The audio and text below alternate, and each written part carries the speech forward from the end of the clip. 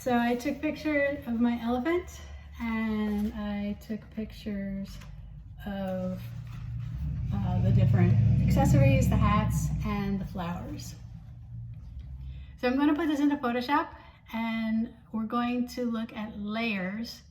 So if you're unfamiliar with layers, it's like stacking up pieces of paper, or more like stacking up clear pieces of paper like this picture shows. So you can see how my top layer is a flower, the layer underneath it is a hat, the layer beneath that is the ears and the eyes, and the layer below that is the outline of the elephant, and then there's a background layer. Here I've opened up my elephant drawing in Photoshop. This is the picture I took of the paper. So it's a black line drawing on white paper. It's all one piece. The layers panel says background, so it's just a solid white square with an elephant on it. There's no layers here yet, and there's no transparency. So the very first thing I want to do is get rid of the background. I want to separate the elephant from the background. So I'm actually going to double tap on background to make that layer have transparency. And then I'm just going to get one of my favorite selection tools and tap on the area around the elephant and then press the delete key. So now we see these checkers, which indicates transparency. So basically the elephant is solid, everything around it is clear. If we add another layer, just tap the plus button down there, and I'm going to put it below the elephant, and let's name this elephant so we can keep track of what we're doing.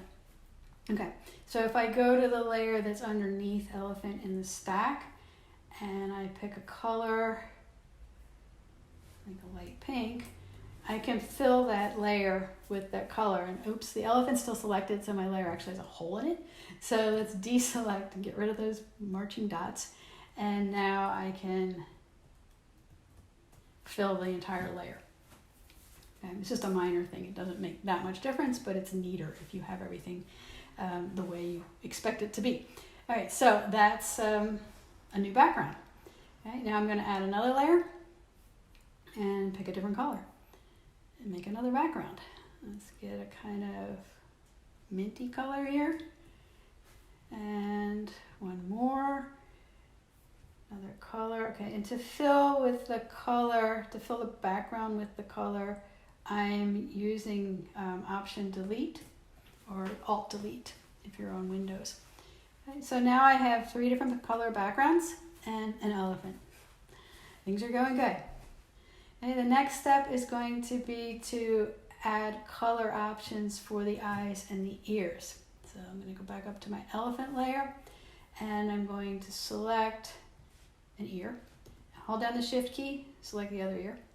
I'll keep holding the Shift key and select the white area of the eyes.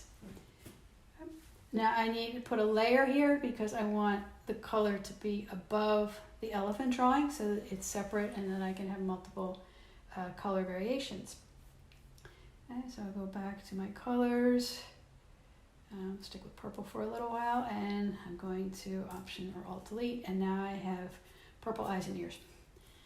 Okay, I'm going to add another layer on top of that, and we will go sort of bluish,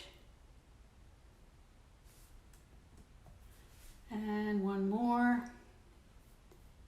add a layer and pick another color, maybe some kind of orange. Great. All right, so now I have 3 different eyes and ears. And we'll change the names of these too so we can keep things straight.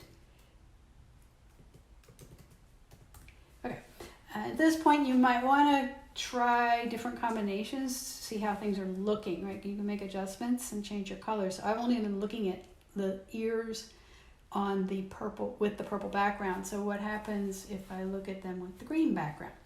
Right, those are okay. So you can step through each of your different color options with each of your different background options. Right, and things are coming out fairly well here. So I'm going to continue along, and the next step is going to be to add the hat. So the hat is a different drawing So I have to get that into here as well.